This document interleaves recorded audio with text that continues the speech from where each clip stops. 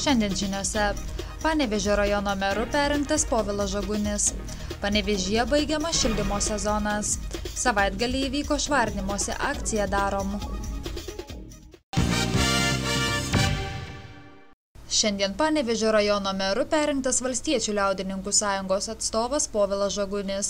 Nuo 2004 metų lapkričio rajonui vadovaujantis Žagunis pirmajame tarybos posėdyje meru perrinktas 16 balsų dauguma iš 25. Kitas kandidatas į merus tvarkietis Romas Kiltinavičius sulaukė 9 rajono politikų palaikymo. Mes gavom didžiausią pasitikėjimą iš rajono gyventojų dalyvaudami rinkimuose vasario 27. Aš asmeniškai gavau labai didelį reitingavimo balsų skaičių rinkimuose, tai tikėjausi, kad ir taryboje gausiu palaikymą. Na, o kad šiek tiek didesnį taryboje gavome palaikymą, negu kad buvo planuota, tai man tik tai malonu nuo to, man tik tai, taip sakant, suteikia dar daugiau energijos priimti kuo palankesnius sprendimus rajono gyventojams. Nors kadencija ir nauja, tačiau darbai lieka seni, kadangi, kaip teigia meras Povilas Žagunis, svarbiausia yra pradėtų darbų tęstinumas. Jeigu infrastruktūros darbai, tai nuotekos, sakykime, vandentekiai, jeigu komunalinis ūkis, katilinių renovacija, jeigu medicinos įstaigos, tai naujamiesčio medicina, poliklinikos renovacija, jeigu, kalbant apie švietimo problemas, mokyklų tinklo optimizavimas, problemų sprendimas su Panevėžio miesto savivaldybė dėl moksleivių galimybės patekti į popamokinio ir neformalaus ugdymo grupės. Žodžiu, problemų ratas gan platus, neskaitant tų tokių didesnių problemų, yra ir kasdieninių problemų, kurias reikia spręsti. Tiesiog operatyviai nelaukiant tam tikro laikotarpio. Aš manau, kad patirtis tam tikra tam darbė yra, vis tiek jau 7 metai dirbam ir manau, kad ta komanda, kuri bus suformuota dabar po rinkimų, taip pat aktyviai įsijungs ir tęsime svarbiausia pradėtus darbus. Rajono vicemeru išrinktas ilgametis Vadoklių gyvenvietės seniūnas socialdemokratas Antanas Pocius, kurio kandidatūrą palaikė 15 tarybos narių. Tikslai tokie dideli turbūt yra, kadangi darbo apimtis ir darbo sritis yra įvairios. Turbūt, kaip girdėjote, man kandidatuojant, kad gali taryba priskirti už tas sritis, už kurias aš būsiu pilnumoje atsakingas, bet manau, kad bet kuriuo atveju pagal pareigas teks užsiimti ir tais klausimais, kurie nepriklausytų lyg tai mano kompetencijai. Sakykime, ir mero atostogų, išvykimų, visais kitais atvejais. Ir bet to žmonės vis tiek kreipsis bet kuriais klausimais. Ir manau, kad aš turiu būti pasirengęs tam darbui pilnumoje. Net 11 metų vicemero kėdę iki šiol užėmęs Vytautas Rapolas Gritėnas teigia iš politikos nesitraukiantis, o ir toliau liekantis tarybos nariu. Jokio apmaudo aš nejaučiu, kadangi aš čia pats inicijavau. Reikia nusispręsti žmogui, kiek kada laiku išeiti. Nes jeigu nelaiku, tada jau blogai. Išeini liktai išvarytas. O dabar mane niekas neišvaro, aš pats sprendęs išeinu iš vicemero posto. Ir, nežinau, būtų galėjai išrinkę, bet aš nekandidatavau. O tarybos nariu lieku. Administracijos direktoriumi ir toliau lieka Vitalijus Žirlys. Laikinai einančios Panevėžio miesto savivaldybės administracijos direktorės pareigas Kristinos Varikienės įsakymu mieste baigiamas šildymo sezonas gyvenamiesiems namams, biudžetinėms įstaigoms, įmonėms ir organizacijoms. Panevėžio mieste jau šiandien paskelbiamas šildymo sezono užbaigimas ir nuo Klaipėdos Vilniaus gatvės į pietus atjungiamas šildymas gyvenamiesiems namams. Žinoma, tie namai, kur turėjo galimybę anksčiau ir norėjo atsijungti, tai atsijungė, o rytoj baigiamas kitoj miesto daly šildymo sezonas. Biudžetinės įstaigos įvertinusios temperatūrą, kai kurios jau ir anksčiau baigė šildymo sezoną. Šildymas iki mokyklinio ugdymo įstaigose bus baigtas atskirų įsakymų, tačiau, kaip teigia Varikienė, Lopšelių darželio administracijos turėtų pasirūpinti, kad patalpos būtų šildomos atsižvelgus į oro temperatūrą.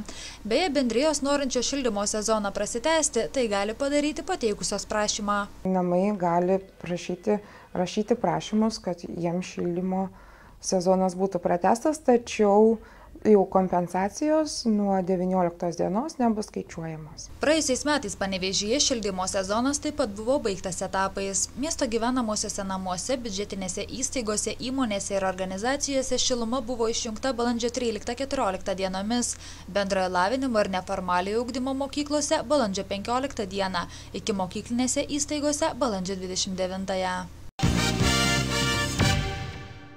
Šeštadienio rytą Lietuvoje prasidėjo kasmetinė pavasario talkos akcija Darom, kurioje dalyvavo mokyklos, organizacijos, valstybės tarnautojai ir pavieniai sąmoningi piliečiai, nebejingi gamtai ir suvokiantis gamtos taršos problemas. Panevėžyje švarinimosi akcija sudomino apie 5000 talkininkų, apskrityje tokių atsirado per 30 000. Panevėžio apskritis vėlgi parodė, kad viena aktyviausių, 35 000 dalyvių. Tai tikrai nemaža dalis Lietuvos ir iš viso dalyvavusiųjų.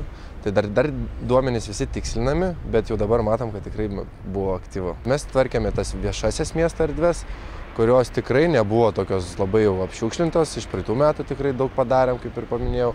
O vienas pagrindinis dalykas tai labai džiugina narų senvagė, sakykime, nardymas ir rinkimas šiukšlių iš senvagės. Tai tikrai daug surinko visokiausių įvairiausių šiukšlių. Beje, šiemet pirmą kartą surinktos atliekos buvo rūšiuojamos. Tai buvo siekiama, kad kuo mažesnis atliekų kiekis pasiektų sąvartyną. Rūšiavimas tikrai tas blynas kaip neprisvilo.